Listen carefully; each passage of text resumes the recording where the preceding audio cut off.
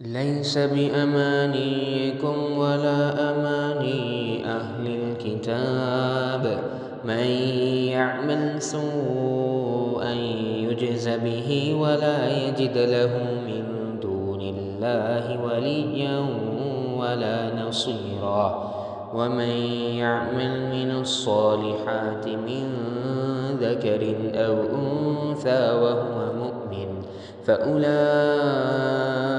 يدخلون الجنة ولا يظلمون نقيرا ومن أحسن دينا ممن أسلم وجهه لله وهو محسن واتبع ملة إبراهيم حنيفا واتخذ الله إبراهيم خليلا ولله ما في السماوات وما في الأرض وكان الله بكل شيء محيطا ويستفتونك في النساء قل الله يفتيكم فيهن وما يتلى عليكم في الكتاب في يتامى النساء اللاتي لا تؤتونهن ما كتب لهن وترغبون أن تنكحوهن والمستضعفين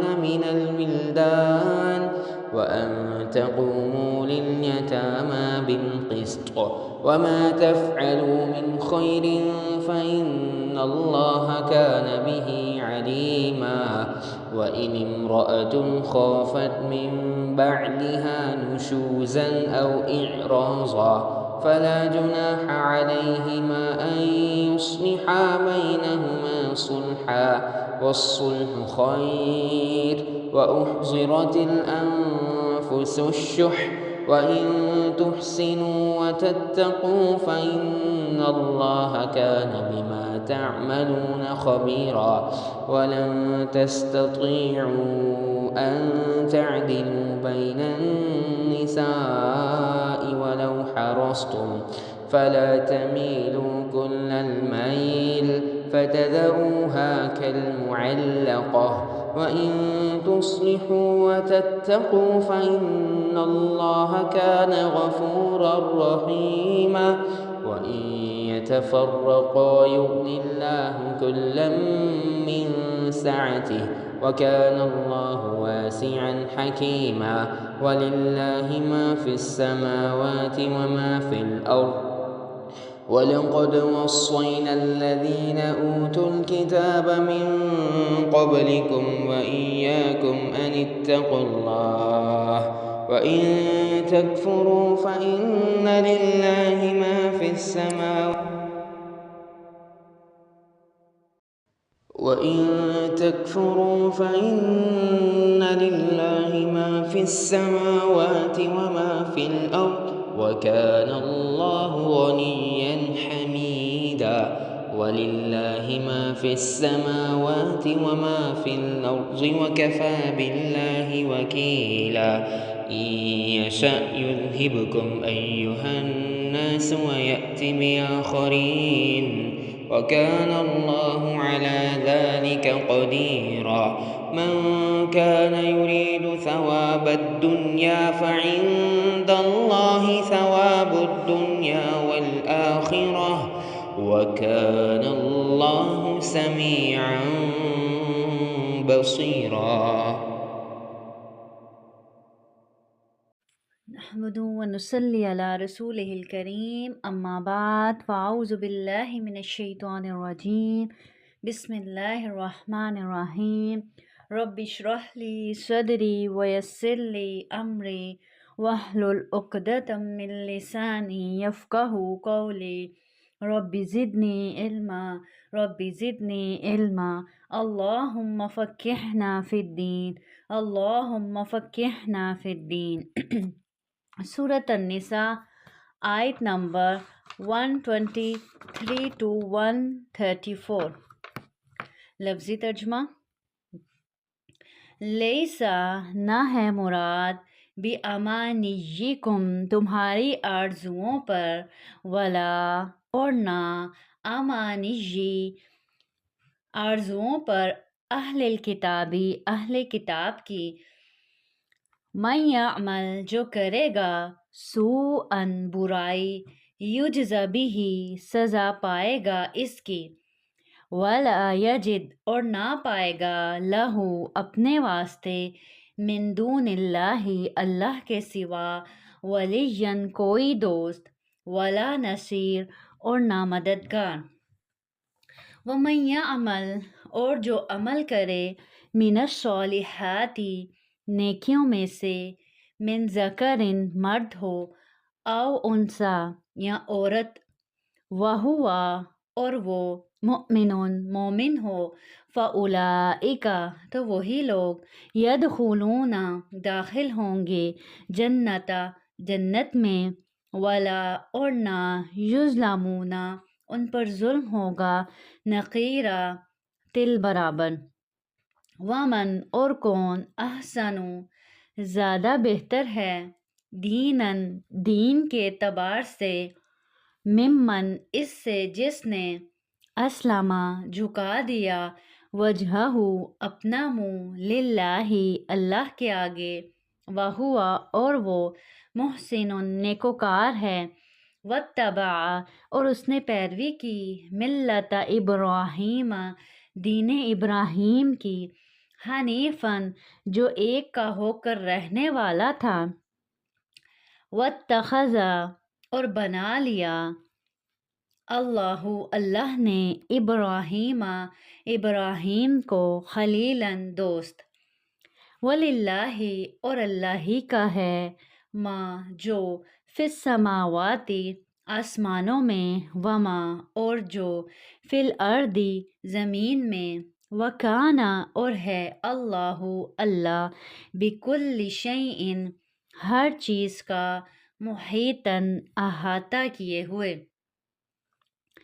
وَيَسْتَفْتُونَكَ اور وہ حکم دریافت کرتے ہیں آپ سے فی النساء عورتوں کے بارے میں قل اللہ آپ کہہ دیں اللہ یفتیکم حکم دیتا ہے تمہیں فیہن ان کے بارے میں وما اور جو یتلا سنایا جاتا ہے علیکم تمہیں فی الکتاب کتاب میں فی یتاما سو حکم ہے ان یتیم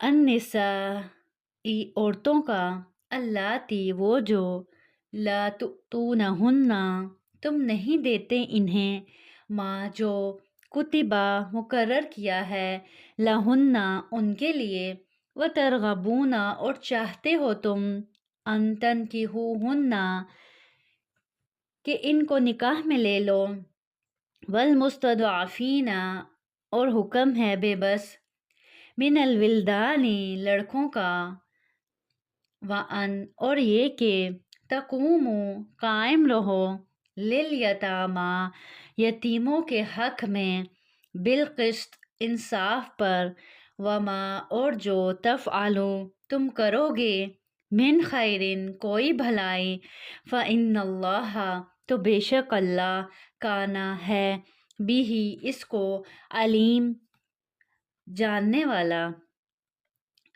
وَإِنِ امْرَأَةٌ اور اگر کوئی عورت خافت ڈرتی ہے من بعلہا اپنے خاوند سے نشوزاً زیادتی سے او یا اعراضاً بے رغبتی سے فلا جناح تو نہیں کچھ گناہ علیہما ان دونوں پر ان یصلحا کہ وہ صلح کر لیں بینہما آپس میں صلح والصلح اور صلح خیر بہتر ہے وأحضرت الانفس اور حاضر کی گئی نفسوں کے دلوں کے سامنے الشح حرص وَإِنْ اور اگر تحسنوا تم نیکی کرو وَتَتَّقُوا اور پرہیزگاری کرو فَإِنَّ اللَّهَ تو بے شک اللہ کانا ہے بما ان کاموں سے جو تعملون تم عمل کرتے ہو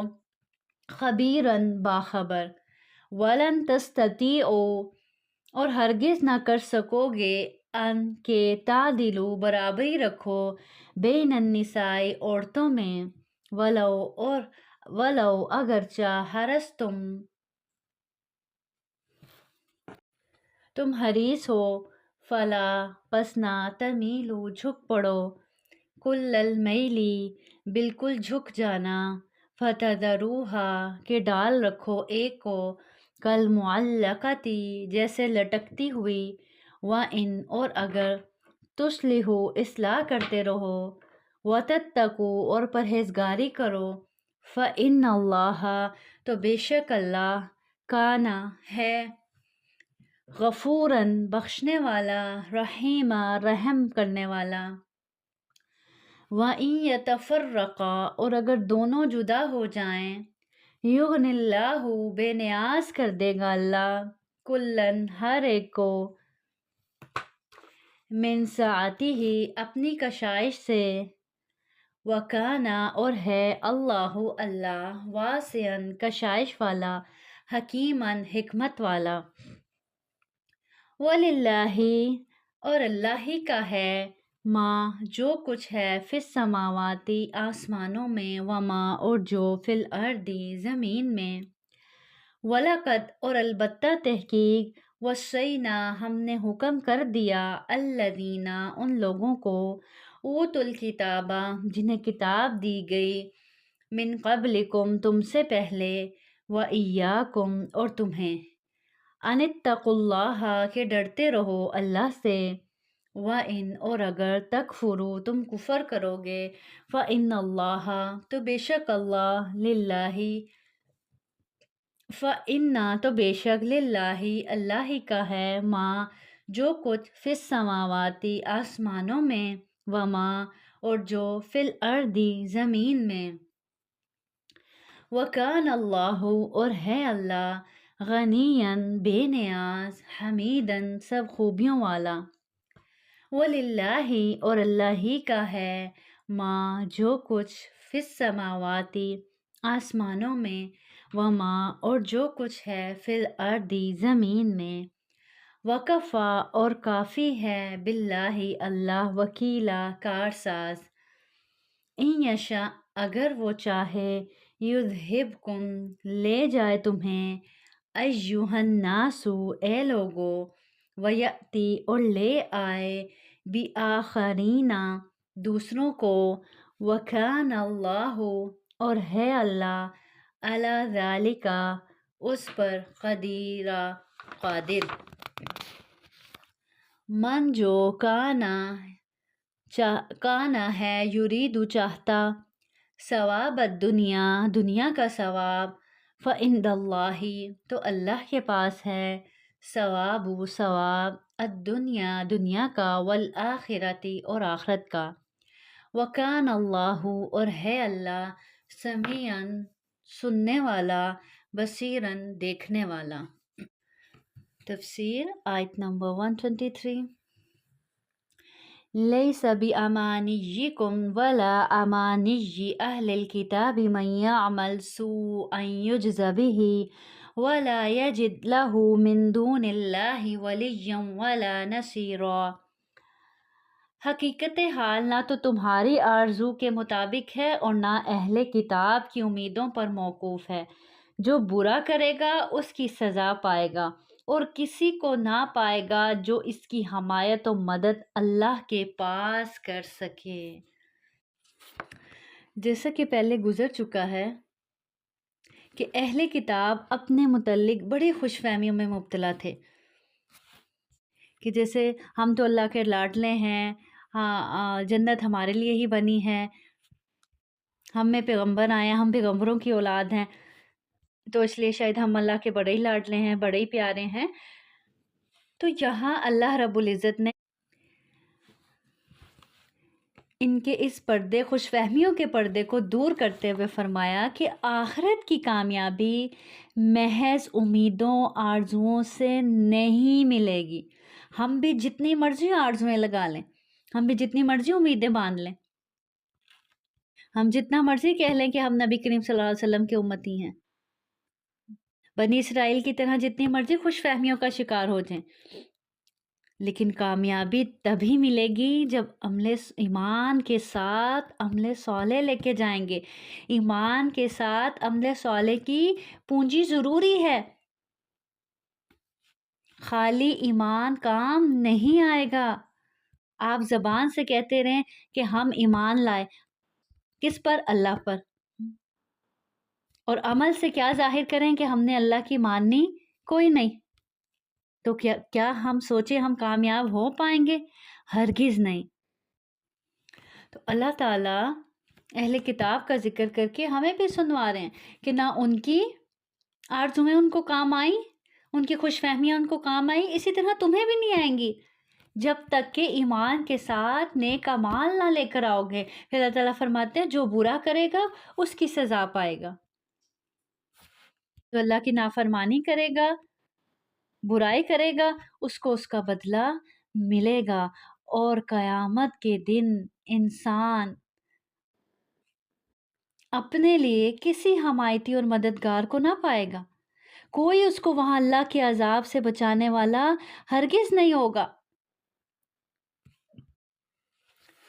وَمَن يَعْمَلْ مِنَ الصَّالِحَاتِ مِن ذَكَرٍ أَوْ أُنثَىٰ وَهُوَ مُؤْمِنٌ فَأُولَٰئِكَ يَدْخُلُونَ الْجَنَّةَ وَلَا يُظْلَمُونَ نَقِيرًا۔ جو ایمان والا ہو، مرد ہو یا عورت، اور وہ نیک اعمال کرے، اللہ تعالیٰ آگے کیا فرما رہے ہیں؟ ایمان والا ہو چاہے وہ مرد ہے یا چاہے وہ عورت ہے، لیکن ایمان کے ساتھ اگر نیک اعمال کرنے والا ہے، یقیناً ایسے ہی لوگ جنت میں جائیں گے، اور کھجور کی گٹھلی کے شگاف برابر بھی ان کا حق نہ مارا جائے گا۔ نکیرہ کہتے ہیں اس چھوٹے سے سوراخ کو کہتے ہیں جو کھجور کی گٹھلی کی پشت پر ہوتا ہے، یعنی ان کی حق تلفی نہیں کی جائے گی، اتنی بھی نہیں جتنا کہ نقیر یعنی کھجور کی گٹھلی کے اوپر ایک نشان ہوتا ہے، اتنا بھی ان پر ظلم نہیں کیا جائے گا، اتنی بھی ان کے حق تلفی نہیں کی جائے گی، یعنی ان کے اعمال کا ان کو پورا پورا بدلہ دیا جائے گا۔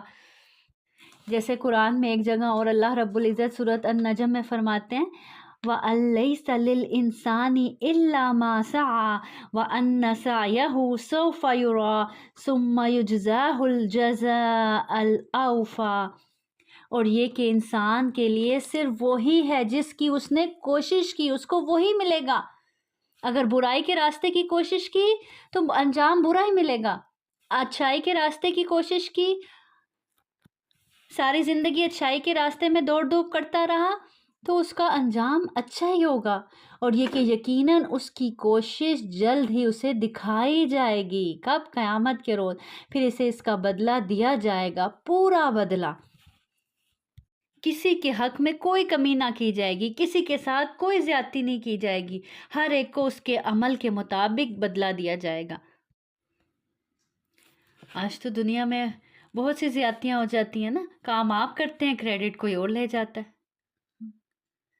محنت آپ کرتے ہیں مشقت آپ اٹھاتے ہیں، ایفرٹ ساری آپ کی ہوتی ہے، نام کسی اور کا ہو جاتا ہے۔ لیکن اللہ کے ہاں ہرگز ایسا نہیں ہوگا، جس نے جو کیا اس کو وہی بدلہ ملے گا۔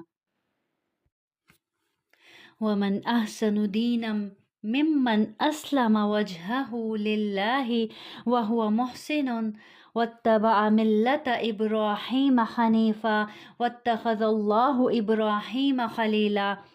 با اعتبار دین کے اس سے اچھا کون ہے جو اپنے کو اللہ کے تابع کر دے اور وہ ہو بھی نیکوکار، ساتھ ہی یکسوئی والے ابراہیم کے دین کی پیروی کر رہا ہو، اور ابراہیم علیہ السلام کو اللہ نے اپنا دوست بنا لیا۔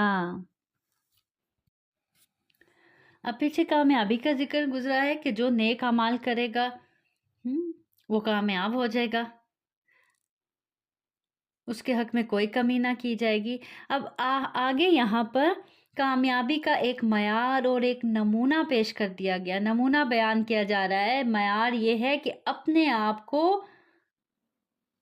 اللہ کے سپرد کر دیں اور محسن بن جائیں۔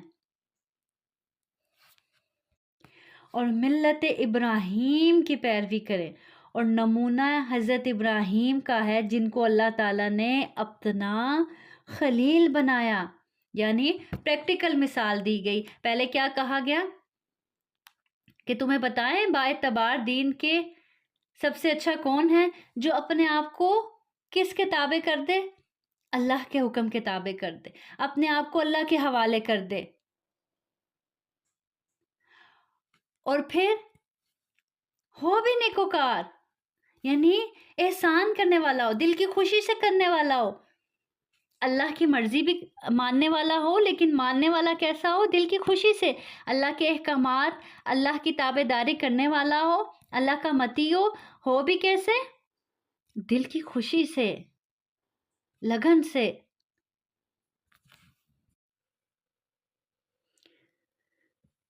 تو ان الفاظ پہ غور کریں کہ جو اپنے آپ کو اللہ کے سپرد کر دے، اللہ کے تابع کر دے۔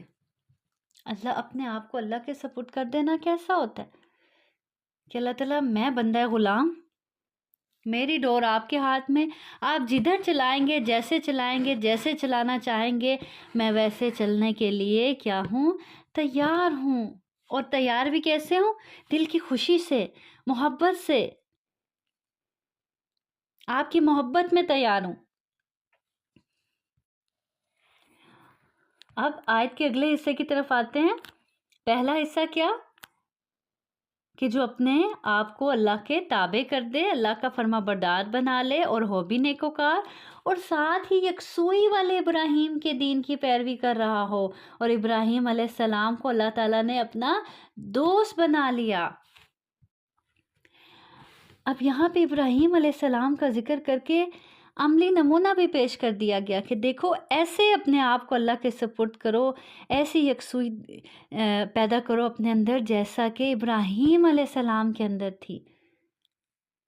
جیسے ابراہیم علیہ السلام اپنے رب سے محبت کرتے تھے کہ اپنا سب کچھ اپنے رب کے لیے لوٹانے کے لیے تیار، اور لوٹایا بھی۔ حنیفہ یکسوئی کیا ہوتی ہے؟ کہ اللہ اور بندے کے درمیان، اللہ اور اس کے حکم پر عمل کرنے کے درمیان کوئی تیسری چیز حائل نہ ہو، نہ اولاد، نہ شوہر، نہ دنیا کی کوئی خواہشات، نہ اپنی کوئی خواہشات، کوئی بھی چیز اللہ اور بندے کے درمیان نہ حائل ہو۔ یہ ہوتی ہے یکسوئی۔ اور یکسوئی والے ابراہیم خاص ذکر کیا گیا، وَاتَّبَعَ مِلَّةَ ابراہیم حنیفہ، ابراہیم علیہ السلام کے نام کے ساتھ ساتھ ہی حنیفہ کا ذکر کیا گیا کہ وہ ابراہیم علیہ السلام جو یکسو تھے اپنے رب کے لیے۔ تو پھر ہو نہیں سکتا کہ کوئی بندہ اپنے رب کے لیے حنیفہ ہو جائے، یکسوئی اختیار کرے، اپنے رب سے اتنی محبت کرے کہ اپنے رب کے درمیان کسی تیسری چیز کو آنے نہ دے۔ پھر یہ کیسے ہو سکتا ہے کہ پلٹ کر اللہ اس سے محبت نہ کرے، اللہ اس کو اپنا دوست نہ بنا لے؟ جیسے ابراہیم علیہ السلام کو اللہ تعالیٰ نے اپنا دوست بنا لیا۔ آیت کے آخری حصے میں اللہ تعالیٰ کیا کہہ رہے ہیں؟ وَاتَّخَذَ اللَّهُ إِبْرَاهِيمَ خَلِيلًا، اللہ تعالیٰ نے ابراہیم کو اپنا دوست بنا لیا۔ انہوں نے یکسوئی دکھائی، انہوں نے اپنی محبت دکھائی، اللہ نے بھی پلٹ کر اپنی محبت دکھائی، اللہ نے ان کو اپنا دوست بنا لیا۔ تو ہمیں بھی کیا ضرورت ہے؟ ایسی یکسوئی اختیار کرنے کی ضرورت ہے، ایسی محبت اپنے دلوں میں اپنے رب کے لیے پیدا کرنے کی ضرورت ہے کہ اللہ تعالیٰ ہمیں بھی اپنا دوست بنا لیں، ہم بھی اللہ کے دوست بن جائیں۔ پھر آگے اللہ تعالیٰ فرماتے ہیں وَلِلَّهِ مَا فِي السَّمَاوَاتِ وَمَا فِي الْأَرْضِ وَكَانَ اللَّهُ بِكُلِّ شَيْءٍ مُحِيطًا، آسمانوں اور زمین میں جو کچھ ہے سب اللہ ہی کا ہے، اور اللہ ہر چیز کو گھیرنے والا ہے۔ یعنی آسمان اور زمین میں جو کچھ بھی ہے سب اللہ ہی کا ہے، سب اللہ ہی کی اطاعت کر رہا ہے، اور اللہ ہر چیز کو گھیرنے والا ہے، ہر چیز کا احاطہ کرنے والا ہے۔ تو جب ہر چیز اللہ ہی کے لیے ہے، اللہ ہی کی ہے، تو تم بھی اللہ کے بن جاؤ، تم بھی اللہ کے متی ہو جاؤ، تم بھی اللہ کے فرما بردار بن جاؤ۔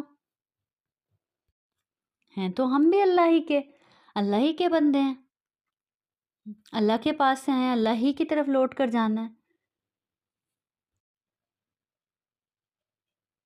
لیکن حق یہ ہے کہ واقعی اس کے بندے بن جائیں، اس کی اطاعت کرنے والے بن جائیں، اس کے ماننے والے بن جائیں، اس کی ماننے والے بن جائیں۔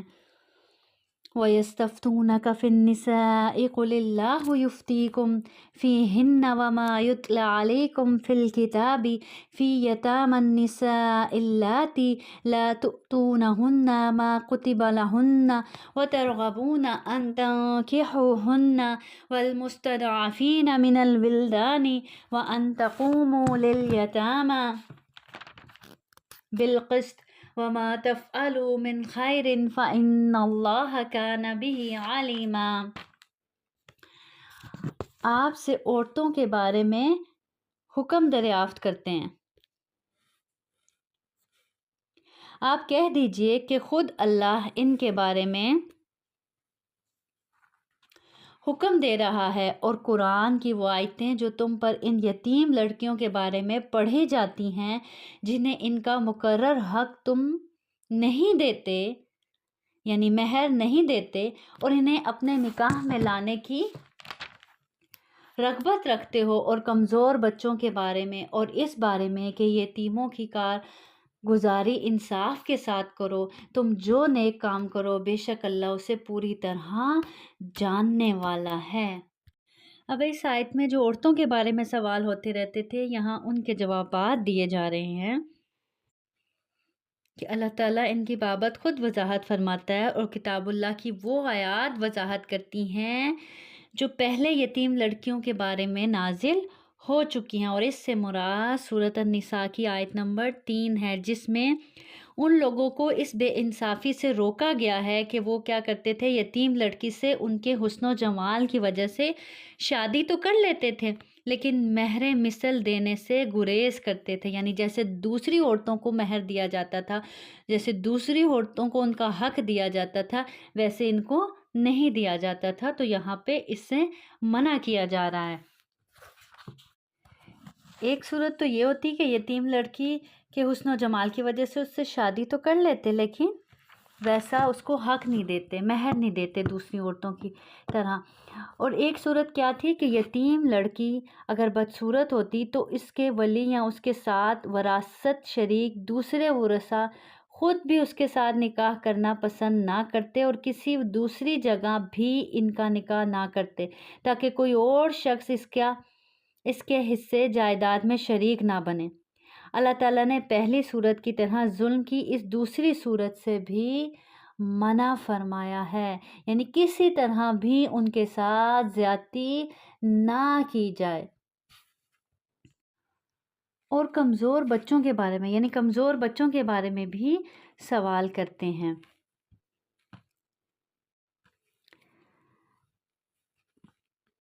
اب کمزور بچوں میں کون آتے ہیں؟ جیسے جو چھوٹے بچے اور عورتیں، لڑکیاں جنہیں زمانہ جاہلیت میں وراثت سے محروم رکھا جاتا تھا، لیکن شریعت نے ان سب کو وارث قرار دیا۔ پھر آگے اور اس بارے میں کہ یتیموں کی کارگزاری انصاف کے ساتھ کرو، یعنی ہر صورت میں یتیموں کے ساتھ انصاف کا معاملہ کرو۔ پیچھے بھی یتیم کے بارے میں بہت تفصیل سے بات گزر چکی ہے، اور یہاں پھر تاکید کی جا رہی ہے۔ پھر اللہ تعالیٰ فرماتے ہیں تم جو نیک کام کرو گے بے شک اللہ اسے پوری طرح جاننے والا ہے۔ اور پھر کسی کے ساتھ بھلائی کر کے بھلائی کے چرچے کرنے کی ضرورت نہیں ہے، اللہ جانتا ہے، جس کے لیے کیا اس نے دیکھ لیا، وہ خوب جاننے والا ہے تم نے کس نیت سے کیا ہے، کیا واقعی اللہ کے لیے کیا ہے یا بیچ میں اپنا کوئی فائدہ چھپا تھا۔ اللہ سب کو جاننے والا ہے۔ پھر اگلی آیت میں اللہ تعالیٰ فرماتے ہیں وَإِنِ امْرَأَةٌ خَافَتْ من بعلها نشوزا أو إرادا فلا جناح عليهما أن يصلحا بينهما صلحا والصلح خير وأهدرت الأنفس الشح وإن تحسنوا وتتقوا فإن الله كان بما تعملون خبيرا۔ اگر کسی عورت کو اپنے شوہر کی بد دماغی اور بے پرواہی کا خوف ہو تو دونوں آپس میں جو صلح کر لیں، اس میں کسی پر کوئی گناہ نہیں۔ صلح بہتر چیز ہے، تمام ہر نفس میں شامل کر دی گئی ہے۔ اگر تم اچھا سلوک کرو اور پرہیزگاری کرو تو تم جو کر رہے ہو اس پر اللہ تعالیٰ پوری طرح خبردار ہے۔ یعنی اس آیت میں بتایا جا رہا ہے کہ اگر بیوی اپنے شوہر کی طرف سے بے رخی کا اندازہ لگا رہی ہو، مثال کے طور پر وہ اس کے ساتھ ایک بستر پر سونا چھوڑ دے، یا اس کے اخراجات میں کمی کر رہا ہو، یا اسے اگنور کر رہا ہو، اس کے ساتھ بیٹھنا، بات چیت کرنا، ویسی محبت جیسی کرتا تھا وہ نہیں کر رہا، تو کیا کر لینا چاہیے؟ آپس میں بیٹھ کر صلح کر لینی چاہیے، اس بات پر اتفاق کر لیں کہ شوہر اس کا حق کم کر دے۔ جیسا کہ اسلام کے دائرے میں رہتے ہوئے ہمیں حضرت ام المؤمنین حضرت سودا رضی اللہ عنہ کی بھی مثال ملتی ہے کہ انہوں نے بڑھاپے میں اپنی باری حضرت عائشہ کے لیے ہبہ کر دی تھی، جسے نبی کریم صلی اللہ علیہ وسلم نے قبول بھی فرما لیا تھا۔ یعنی اگر اپنے حق میں کسی طرح اپنے کچھ حقوق چھوڑ کر صلح کرتی ہے تو اس میں بھی کوئی گناہ نہیں۔ کیوں؟ والصلح خیر، کیونکہ صلح بہتر ہے۔ جیسے مثال کے طور پر حالات بگڑ رہے ہیں اور طلاق تک نوبت آ رہی ہے اور بیوی چاہتی ہو کہ اس دواجی زندگی قائم رہے تو مہر یا اخراجات کا کچھ حصہ چھوڑ دے، یا شوہر کو کچھ مال دے دیں، یا اگر اس کے پاس کوئی دوسری بیوی ہے جسے وہ زیادہ چاہتا ہے تو اپنی باری کے کچھ ایام اس کو دے دے اور شوہر اسے طلاق نہ دے، اور اگر یہ دونوں صورتیں ممکن نہ ہوں تو پھر شوہر طلاق دے دے، لیکن صلح میں کیا ہے؟ بھلائی ہے، خیر ہے۔ والصلح خیر، صلح میں کیا ہے؟ ہمیشہ ہی خیر ہے۔ بعض اوقات ہوتا ہے کہ عورت جذباتی ہو جاتی ہے اور کسی بھی طرح کا کوئی بھی کمپرومائز کرنے کے لیے تیار نہیں ہوتی، لیکن یاد رکھیں کہ اللہ رب العزت نے جب فرما دیا والصلح خیر کہ صلح میں کیا ہے؟ خیر ہے۔ اگر کچھ کمپرومائزز کر کے گھر بستا ہے تو بسا لیں، اور خیر کیا ہے؟ وہ وقت کے ساتھ ساتھ پھر اس خیر کو محسوس کرے گی، اپنے رب کی طرف سے آتی ہوئی اس خیر کو محسوس کرے گی۔ اس لیے بیوی کو چاہیے کہ شوہر کو اپنی طرف مائل کرنے کے لیے اپنے بعض حقوق سے دستبردار ہو جائے، اسی طرح شوہر دوبارہ سے اس کی طرف مائل ہو جاتا ہے۔ آپ کی قربانیاں، آپ کی اچھائی کبھی بھی رائے گاہ نہیں جاتی۔ اگر آپ چاہتے ہو کہ کوئی آپ کا احساس کرے تو آپ خود اس کا احساس کرنا شروع کر دیں۔ جو چیزیں ہم دوسرے میں دیکھنا چاہتے ہیں، یعنی اپنے پارٹنر میں دیکھنا چاہتے ہیں، وہ اپنے اندر پیدا کر لیں، دوسرا خود ہی سیکھ لے گا۔ لیکن بعض اوقات کیا ہوتا ہے؟ صبر، برداشت، ہم کہتے ہیں ہم تو سب کچھ کرتے ہیں لیکن پھر بھی حالات نہیں بدلتے، پھر بھی دوسرا انسان ویسے ہی رہتا ہے، پھر بھی کچھ چینج نہیں ہوتا۔ جب صبر اور برداشت سے بھی چیزیں نہ بدلیں تو پھر ان چیزوں کو تسلیم کر لیں، ان کو اپنی زندگی کا حصہ سمجھ لیں۔ اگر دنیا میں ان کا ریوارڈ نہیں بھی ملا تو آخرت میں تو ضرور ملے گا۔ مومن کو تو اپنے رب کی ذات پر بھروسہ ہوتا ہے اور وہ تو کرتا ہی اپنے رب کے لیے۔ پھر آگے اللہ تعالیٰ نے فرمایا وَأُحْضِرَتِ الْأَنفُسُ الشُّحَّ، یعنی تمام طبیعتوں میں، تمام دلوں میں، نفسوں میں حرص رکھ دی گئی ہے۔ یعنی کوئی بھی اپنا حق چھوڑنے کے لیے تیار نہیں ہوتا، ہر ایک کو اپنے حق کی طلب ہوتی ہے، دل میں یہ تنگی ہے۔ یعنی بتا دیا گیا کہ یہ آسان نہیں ہے، لیکن اگر کوئی کر لیتا ہے تو پھر اپنے رب کے ہاں بڑا ہی اجر پاتا ہے۔ اللہ تعالیٰ کہنے وَإِن تُحْسِنُوا وَتَتَّقُوا فَإِنَّ اللَّهَ كَانَ بِمَا تَعْمَلُونَ خَبِيرًا۔ اگر تم نیکی کرو اور اپنے رب سے ڈرتے رہو، تم بھلائی کا معاملہ کرو اور اپنے رب سے ڈرتے رہو، تو بے شک اللہ اس سے جو تم کرتے ہو ہمیشہ سے پورا باخبر ہے۔ کوئی دیکھے یا نہ دیکھے، کوئی مانے یا نہ مانے، بعض اوقات ہمارے دل میں آتے ہیں نا، ہم تو اتنی قربانیاں دیتے ہیں لیکن اس کے باوجود ان کی تو قدر ہی کوئی نہیں ہوتی، وہ تو نظر ہی کسی کو نہیں آتی، کسی کو نظر نہیں آتی لیکن اللہ کو نظر آتی ہیں۔ اللہ تعالیٰ کہہ رہے ہیں اللہ انہیں خوب دیکھ رہا ہے، اور یاد رکھو وہ ہمیشہ سے پورا باخبر ہے، کبھی بھی تم سے غافل نہیں ہوا، تمہارے ایک ایک آنسو کو جانتا ہے، تمہاری ایک ایک تڑپ کو جانتا ہے، جس کو تم اللہ کی خاطر قربان کر رہے ہو، جس کو تم چھوڑ رہے ہو اپنے رب کے لیے، وہ اس ایک ایک آنسو، ایک ایک تڑپ کا بدلہ تمہیں دے گا، تمہیں نوازے گا۔ تو اگر تم حق پہ ہو، اگر تم اللہ کے لیے کچھ چیزوں پر کمپرومائز کر رہے ہو، دوسرے کے ساتھ احسان کا معاملہ کرتے چلے جا رہے ہو اور اللہ کے لیے کر رہے ہو اور اللہ سے ڈرتے ہو کہ تم سے کسی کے ساتھ زیادتی نہ ہو جائے، تو یقین جانو اللہ تمہیں اس کا بہترین بدلہ دے گا۔ کیوں؟ کیونکہ اللہ سب دیکھ رہا ہے، اور اللہ تعالیٰ کہہ رہے ہیں گھبراؤ نہیں، اللہ ہمیشہ سے پورا باخبر ہے۔ تو یہ جو آیت ہے نا، آیت کا یہ حصہ وہ احضرت الانفس الشح، یعنی انسان کا بخل اور لالچ تو فطری امر ہے، اس وجہ سے کیا ہے جھگڑے بدلتے ہیں، اور جو اپنے اس امر کو قابو میں پا لیتا ہے وہی کامیاب ہو جاتا ہے۔ جیسے اللہ تعالیٰ ایک جگہ فرماتے ہیں وَمَن یُوقَ شُحَّ نَفْسِهِ فَأُولَٰئِکَ هُمُ الْمُفْلِحُونَ، اور جو اپنے نفس کے بخل سے بچا لیے جائیں سو وہی کامیاب ہیں۔ تو اپنے نفس کے بخل سے اپنے آپ کو بچا لیں۔ اب دیکھیں حالات کب خراب ہوتے ہیں؟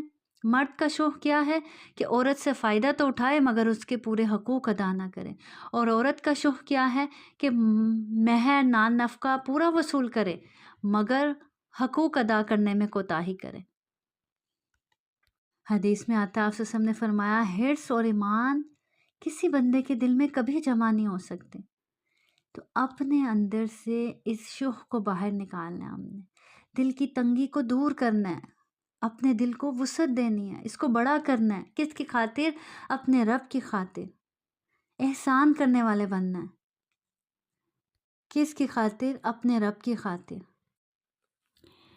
وَلَن تَسْتَطِيعُوا أَن تَعْدِلُوا بَيْنَ النِّسَاءِ وَلَوْ حَرَصْتُمْ فَلَا تَمِيلُوا كُلَّ الْمَيْلِ فَتَذَرُوهَا كَالْمُعَلَّقَةِ وَإِن تُصْلِحُوا وَتَتَّقُوا فَإِنَّ اللَّهَ كَانَ غَفُورًا رَحِيمًا۔ تم سے یہ تو کبھی نہ ہو سکے گا کہ اپنی تمام بیویوں میں ہر طرح عدل کرو، گو تم اس کی کتنی ہی خواہش و کوشش کر لو، اس لیے بالکل ہی ایک کی طرف مائل ہو کر دوسری کو ادھر لٹکتی ہوئی نہ چھوڑ دو، اور اگر تم اصلاح کرو اور تقوی اختیار کرو تو بے شک اللہ بڑی مغفرت والا اور رحمت والا ہے۔ یعنی اللہ تعالیٰ کہہ رہے ہیں برابری تو ہرگز تم پوری طرح کبھی کر ہی نہیں سکتے، کیوں؟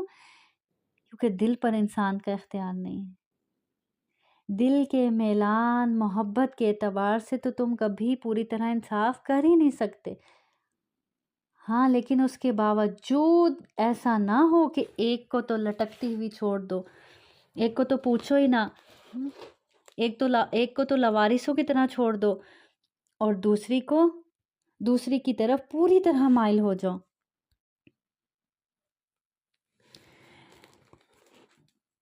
تو یہاں پہ اس شخص کا ذکر کیا جا رہا ہے کہ جس کی 2 بیویاں ہوں یا 2 سے زیادہ ہوں، تو اللہ تعالیٰ فرما رہے ہیں کہ دلی تعلق اور محبت میں وہ سب کے ساتھ یکساں سلوک کر ہی نہیں سکتا، کیونکہ محبت فعل قلب ہے جس پر کسی کو اختیار نہیں ہے۔ خود نبی کریم صلی اللہ علیہ وسلم کو بھی اپنی بیویوں میں سب سے زیادہ محبت کس سے تھی؟ حضرت عائشہ رضی اللہ عنہ سے تھی۔ خواہش کے باوجود انصاف نہ کرنے سے مطلب یہی قلبی میلان اور محبت میں عدم و مساوات ہے۔ لیکن اس کے باوجود دیکھیں آپ صلی اللہ علیہ وسلم اپنی تمام ازواج میں کیا کرتے تھے؟ برابری کرتے تھے۔ دل کا ملان بے شک ایک طرف جھکا ہو، دل کسی ایک طرف مائل ہوتا ہو، لیکن اپنے دل کو قابو میں رکھتے ہوئے تمام بیویوں کے ساتھ انصاف کرنا بہت ضروری ہے، کیونکہ حدیث میں بھی آتا ہے جس شخص نے کی 2 بیویاں ہوں اور وہ ایک کی طرف مائل ہو، یعنی دوسری کو نظر انداز کیے رکھے، تو قیامت کے دن وہ اس طرح آئے گا کہ اس کے جسم کا ایک حصہ یعنی نصف ساقط ہوگا، مفلوج ہوگا۔ پھر آخری حصے میں اللہ تعالیٰ آیت کے کیا کہہ رہے ہیں؟ اگر تم اصلاح کرو، یعنی کوشش کرو، اپنی غلطیوں کو سدھارتے رہو اور تقوی اختیار کرتے رہو، اپنے رب سے ڈرتے رہو، تو بے شک اللہ بڑی مغفرت والا اور رحمت والا ہے۔ اور اگر میاں بیوی جدا ہو جائیں، وَأَن يَتَفَرَّقَا يُغْنِ اللَّهُ كُلًّا مِّن سَعَتِهِ وَكَانَ اللَّهُ وَاسِعًا حَكِيمًا، اور اگر میاں بیوی جدا ہو جائیں تو اللہ تعالیٰ اپنی وسعت سے ہر ایک کو بے نیاز کر دے گا۔ اللہ تعالیٰ وسعت والا، حکمت والا ہے۔ یعنی پیچھے کیا ذکر کیا گیا؟ صلح بہتر ہے۔ اگر کچھ کمپرومائزز کر کے صلح کرنی پڑے، اپنے کچھ حقوق چھوڑنے پڑیں، تو چھوڑ کر بھی صلح کر لو، کیونکہ صلح بہتر ہے، اس میں خیر ہے۔ وہ خیر جو تمہیں آج نہیں نظر آ رہی، وہ وقت کے ساتھ بعض اوقات انسان کے سامنے آ بھی جاتی ہے۔ بہت سے ایسے واقعات ہم نے اپنی زندگیوں میں خود دیکھے کہ ایک عورت بہت سے کمپرومائزز کرتی ہے اور اللہ کی خاطر اپنے حقوق چھوڑ دیتی ہے، اور بعد میں کچھ وقت گزرنے کے بعد اسی قربانیوں کا اس کو صلہ مل رہا ہوتا ہے، اور جو اس نے اس وقت حقوق چھوڑے تھے، جن چیزوں پر اس نے اس وقت کمپرومائز کیا تھا، اللہ تعالیٰ اس سے دگنا چگنا کر کے اس کو لوٹاتا ہے۔ تو بعض اوقات انسان کے ہار جانے میں ہی اس کی جیت ہوتی ہے۔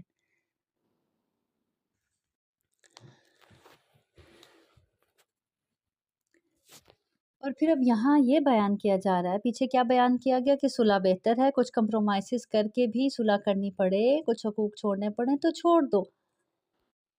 اور اب یہاں کیا کہا جا رہا ہے؟ لیکن پھر بھی اگر سب کچھ کر کے بھی نہیں بنی اور طلاق تک نوبت آ جائے، جدائی ہو جائے، تو پھر اللہ پر بھروسہ رکھو۔ اللہ تعالیٰ اپنی وسعت سے ہر ایک کو بے نیاز کر دے گا۔ ایک کام اب جو ہو چکا، تو پھر اب اس میں گھبرانے، اللہ کی رحمت سے مایوس ہونے کی ضرورت نہیں ہے، اور نہ ہی کوئی ایسی مایوسی کی باتیں کرنے کی ضرورت ہے کہ اب کیا ہوگا، اور نہ ہی زندگی وہاں ختم ہو جاتی ہے۔ ہمارے معاشرے میں دیکھا جائے تو ایسی عورت کے ساتھ پھر کیا سلوک کیا جاتا ہے کہ جیسے بس اب زندگی اس کی یہاں پہ ختم ہو چکی ہے۔ نہیں، وہ ایک حادثہ تھا جو گزر چکا، اب آگے اللہ اپنی وسعت سے ہر ایک کو بے نیاز کر دے گا۔ اللہ تعالیٰ وسعت والا اور بڑی حکمتوں والا ہے، اللہ کے ہر کام میں مصلحت ہوتی ہے۔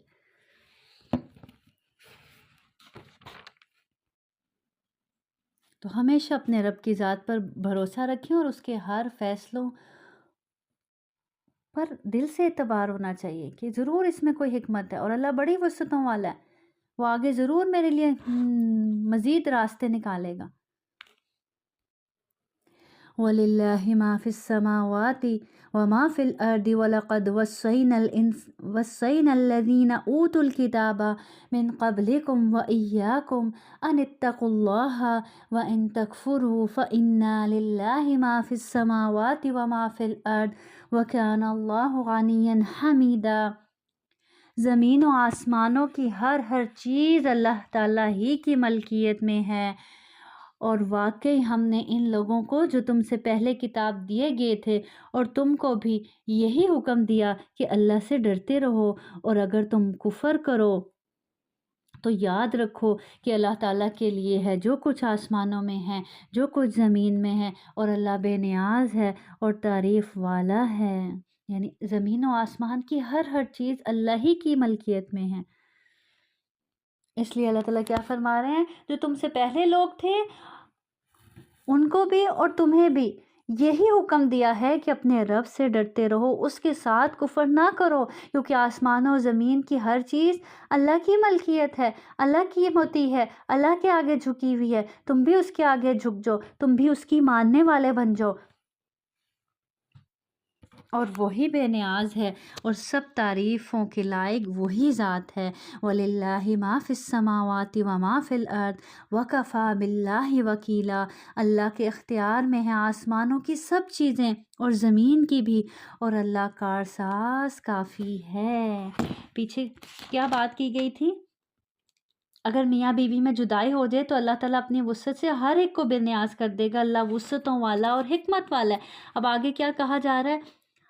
کتنی وسعت والا ہے، کیسا مالک ہے، کیسے اختیارات کا مالک ہے کہ اللہ کے اختیار میں ہے آسمان کی سب چیزیں، زمین کی بھی سب چیزیں، اور اللہ کارساز کافی ہے۔ تم کیوں پریشان ہوتے ہو؟ تم کیوں گھبراتے ہو؟ وہ ہے نا اوپر بیٹھا ہوا، وہ دیکھ رہا ہے سب، وہ سنبھالنے والا ہے، وہ دینے والا ہے، وہ کھلانے والا ہے، وہ پلانے والا ہے، وہ ہر چیز کا مالک ہے۔ تو کبھی بھی کسی بھی موقع پر اللہ کی رحمت سے مایوس ہونے کی ضرورت نہیں ہے۔ تم اپنے مسئلوں کو لے کر کیوں گھبراتے ہو؟ تم کیوں اپنے آپ کو تنہا سمجھتے ہو؟ اگر جدائی ہوگی، کسی نے چھوڑ دیا تو کچھ نہیں ہوتا، تمہارا رب ہے تمہارے پاس، تمہارے ساتھ، جو تمام اختیارات کا مالک ہے، اس کے اختیار میں ہے سب، جو آسمانوں میں ہے اور جو زمین میں ہے۔ اس رب سے مایوس ہوتے ہو، اس رب کی رحمت سے مایوس ہوتے ہو۔ تمہارا کام کیا ہے؟ تمہارا کام اپنے مسئلوں میں الجھنا نہیں کہ تم ان کو کیسے سدھارو گے، اب کیا ہوگا، ان چیزوں کی فکریں کرنا تمہارا کام نہیں ہے۔ تمہارا کام کیا ہے؟ اتقوا اللہ، اللہ کا تقوی اختیار کرو، اللہ سے ڈرو، اللہ کی فرما برداری کرو، اس کے متی ہو جاؤ۔ باقی تمہارے ساتھ کل کیا ہوگا، کیسے ہوگا، وہ سوچنا دیکھنا تمہارا کام نہیں، وہ تمہارے رب کا کام ہے۔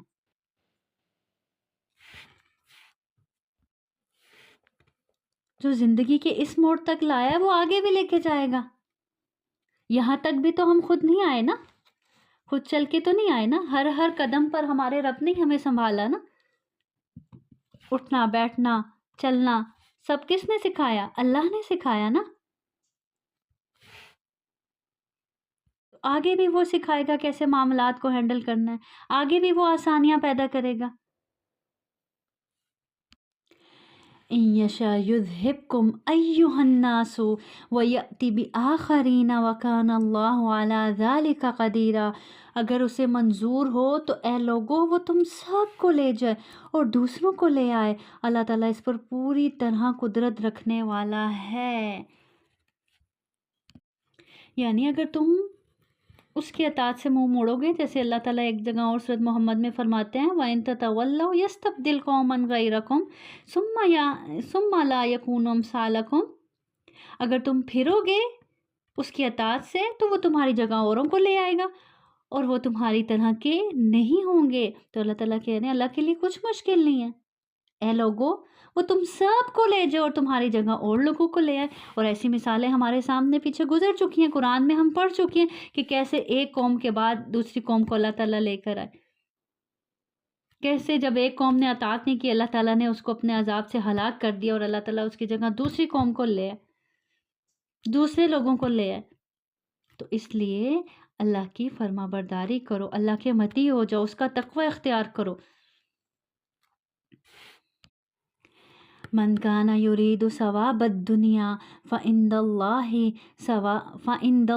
ثواب الدنیا والآخرۃ وکان اللہ سمیعا بصیرا۔ جو شخص دنیا کا ثواب چاہتا ہو تو یاد رکھو اللہ کے پاس تو دنیا آخرت دونوں کا ثواب موجود ہے، اس کے پاس تو دونوں ثواب ہیں۔ تم کیوں گھاٹے کا سودا کرتے ہو؟ کیوں تم دنیا ہی کا ثواب چاہتے ہو؟ اور اللہ تعالیٰ بہت سننے والا، خوب دیکھنے والا ہے۔ تو اپنے لیے صرف دنیا نہ مانگا کرو، ہر چیز کا ریوارڈ اس دنیا میں ہی نہ لے لیا کرو، آخرت بھی مانگا کرو۔ کچھ چیزیں آخرت کے لیے بھی چھوڑ دو۔ ہم اپنے آپ سے سوال کریں، کیا ہمیں ہر چیز کا بدلہ فوری دنیا میں چاہیے؟ ہم کوئی بھی نیکی کرتے ہیں، کسی کے ساتھ بھی کرتے ہیں، تو ہم اس کا فوری ریوارڈ دیکھنا چاہتے ہیں کہ میں نے اس کے ساتھ اچھا کیا تھا، آج یہ بھی میرے ساتھ اچھا کرے۔ تو یعنی دنیا میں ہی بدلہ چاہتے ہیں نا؟ تو اللہ کے پاس تو دنیا اور آخرت دونوں کے لیے، دونوں کا بدلہ ہے، اور یقین جانے جو آخرت کا بدلہ چاہتا ہے اللہ اس کو دنیا میں بھی دیتا ہے، دنیا کے فائدے سے بھی اس کو محروم نہیں کرتا۔ ہاں وقتی طور پر آزمائش آ سکتی ہے، وقتی طور پر امتحان لے سکتے ہیں اللہ تعالیٰ کہ دیکھیں میرا بندہ کیا سوچتا ہے، کیا نکلتا ہے اس کے منہ سے۔ لیکن آخرت میں بدلہ دینے والوں کو اللہ تعالیٰ دنیا میں بھی محروم نہیں چھوڑتا۔ ہاں دنیا میں لینے والے آخرت میں ضرور محروم ہوں گے۔ تو انسان جلد باز ہے نا، چاہتا ہے کہ ہر نیکی کا بدلہ ابھی مل جائے، اور جبکہ صحابہ کیا کرتے تھے، ہم جیسے کہتے ہیں ہمیں ابھی مل جائے، آج نیکی کی ہے کل کو میرے ساتھ بھی کوئی نیکی کرے، میں سب کے ساتھ اچھا کرتی ہوں۔ اور یہ جملہ ہم کتنے آرام سے بولتے ہیں، میں تو سب کے ساتھ اچھا کرتی ہوں، میرے ساتھ کیوں ایسا ہوتا ہے پھر؟ تو اس کا مطلب وہ جو ہم اچھا کرتے ہیں وہ اس لیے کرتے ہیں کہ ہماری زندگی آسان ہو، ہماری دنیا اچھی ہو۔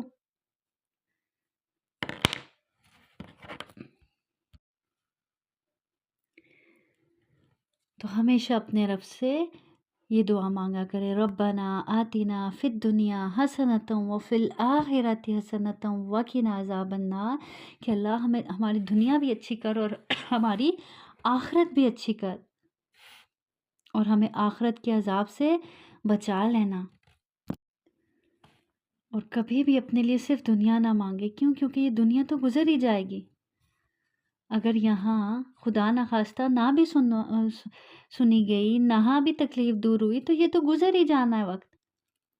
لیکن آخرت کا گزرنے والا نہیں ہے، وہ ہمیشگی کی زندگی ہے۔ تو کبھی بھی یہ گھاٹے کا سودا نہیں کرنا چاہیے کہ دنیا ہی مانگ لی اور آخرت کو چھوڑ دیا، دنیا ہی کے لیے سب نیکیاں بھی کر لی اور آخرت کو بھول گئے۔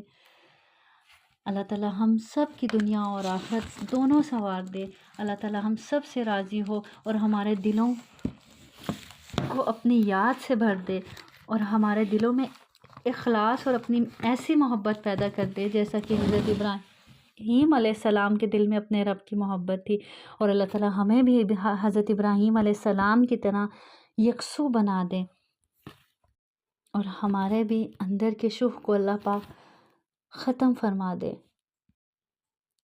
ہمیں اپنے نفس کے شوق سے بچا لے۔ وآخر دعوانا ان الحمد للہ رب العالمین، سبحان ربک رب العزت عما یصفون، وسلام علی المرسلین، والحمد للہ رب العالمین، والحمد للہ رب العالمین۔ سبحانک اللہم وبحمدک، اشہد ان لا الہ الا انت، استغفرک واتوب الیک۔ والسلام علیکم ورحمۃ اللہ وبرکاتہ۔ سبحانک اللہم وبحمدک، نشہد ان لا الہ الا انت، استغفرک ونتوب الیک۔ ليس بأمانيكم ولا أماني أهل الكتاب من يعمل سوءا يجز به ولا يجد له من دون الله وليا ولا نصيرا ومن يعمل من الصالحات من ذكر أو أنثى وهو مؤمن فأولئك يدخلون الجنة ولا يظلمون نقيرا ومن أحسن دينا ممن أسلم وجهه لله وهو محسن واتبع ملة إبراهيم حنيفا واتخذ الله إبراهيم خليلا ولله ما في السماوات وما في الأرض وكان الله بكل شيء محيطا ويستفتونك في النساء قل الله يفتيكم فيهن وما يتلى عليكم في الكتاب في يتامى النساء اللاتي لا تؤتونهن ما كتب لهن وترغبون أن تنكحوهن والمستضعفين من الولدان وأن تقوموا لليتامى بالقسط وما تفعلوا من خير فإن الله كان به عليما وإن امرأة خافت من بعدها نشوزا أو إعراضا فلا جناح عليهما أن يصلحا بينهما صلحا والصلح خير وأحضرت الأنفس الشح وإن تحسنوا وتتقوا فإن الله كان بما تعملون خبيرا ولن تستطيعوا أن تعدلوا بين النساء ولو حرصتم فلا تميلوا كل الميل فتذروها كالمعلقة وإن تصلحوا وتتقوا فإن الله كان غفورا رحيما وإن يتفرقا يغن الله كلا من سعته وكان الله واسعا حكيما ولله ما في السماوات وما في الأرض ولقد وصينا الذين أوتوا الكتاب من قبلكم وإياكم أن اتقوا الله وإن تكفروا فإن لله